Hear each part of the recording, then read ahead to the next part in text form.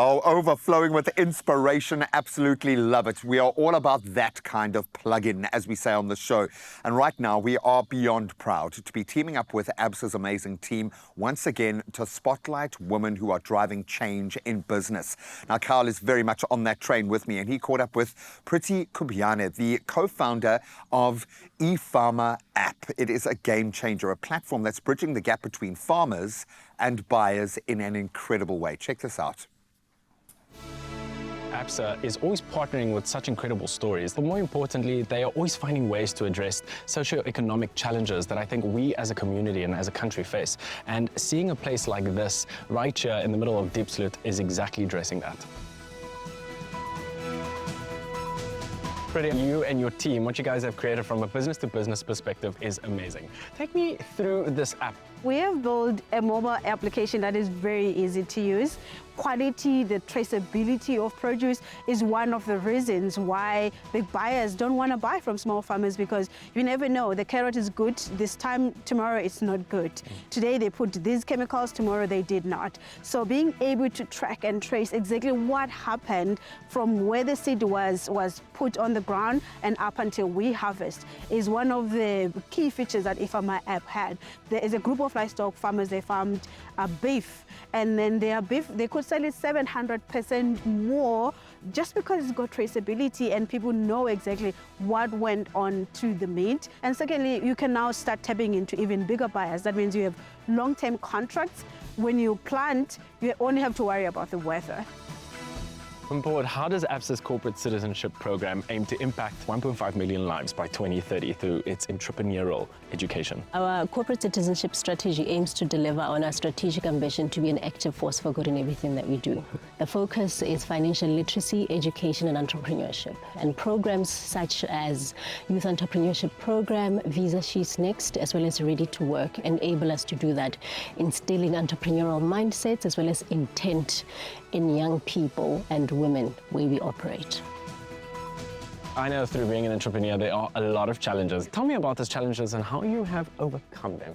The biggest challenge begins once you have the product, taking it out there and convincing people to actually buy into your product, start using your product. Our first attempt, not a single farmer was interested because our focus was more on the compliance side to say, we have this cool tag, you can track and trace everything. And they're like, compliance is a big problem even in Africa, but when it comes to the list of priorities, farmers, they want to see buyers in the room. So we only found out when we had a big buyer from overseas that placed a big order with us. It changed everything. Within like 6 weeks, we have more than 5,000 farmers registering on our platform saying, I want to be a part of this. So we really did not understand that that was important in the beginning, and we're glad we haven't gone too far in terms of development in the wrong direction. It's important, but it's not on the order of priorities. It's not number one.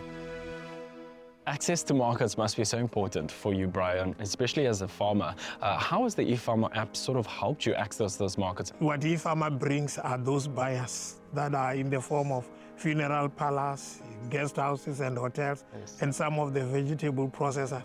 And they buy at a large scale, something that takes away the worry of a smallholder farm, because that is what we need on a day by day. When the produce are ready, we must be able to get hold of them and get rid of them.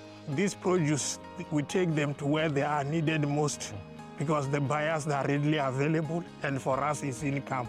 It's a revenue generation that we dearly need. So once we avail our produce to the app, eFama, the buyers are on the other side waiting for our produce. Once you download the app, you register as a farmer. So you have to submit documents for yourself as a farmer, like your ID and things like that. Documents for your organization, like your CK document, BEE. When verification is ready, then you are ready. You can start loading your product. We make sure it's very easy. It's just a matter of clicking. Only thing I'm gonna type is how much is my cabbage, and then describe my cabbage. And then you publish your product and it's ready for people to buy it. And us as consumers, how do we get an opportunity to purchase from these incredible lands? It's a similar process. You sign up.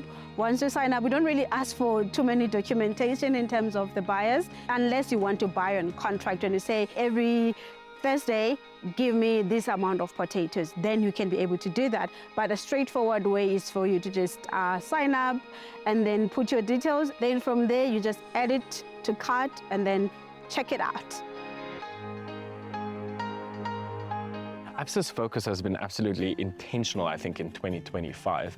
How do you believe your program actually addresses socioeconomic challenges in these communities that it actually operates in? We want to get our stakeholders to a point where they make sound financial decisions so that they can realize financial freedom. And we do that through one-on-one programs, classroom sessions where we instill financial education. We also have partnerships with organizations and regulators such as ABSA, where we run competitions and find different ways of delivering financial literacy. And the last one, which we are very excited about, is the I Grow It Finance One-on-One campaign. We want to find different ways of packaging financial literacy so that it's comprehensible, it's easier to consume and keep it in, and it's easier for the consumer to make financial decisions. We want to change fundamentally the status quo and transform systemic barriers that are holding the economy from growing. Something happens when you get a bigger buyer, a brand that has existed for a very long time, saying we are betting on her, we are trusting her. It's like it opens a bigger door, which has opened even bigger opportunities. It was like a blank check. A huge shout out to ABSA for always shining a light on these incredible stories, and then also getting an opportunity to explore how eFama is transforming the world of agriculture is exceptionally exciting.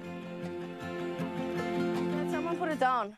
And suddenly we start seeing the green economy in a completely different light. What an incredible journey. I think Pretty shows us all that the right support at the right moment can truly transform lives and entire industries. Massive thank you to ABSA and Pretty for their partnership and for casting a light on that. Brilliant journey with these entrepreneurs to tell their stories that matter and also inspire.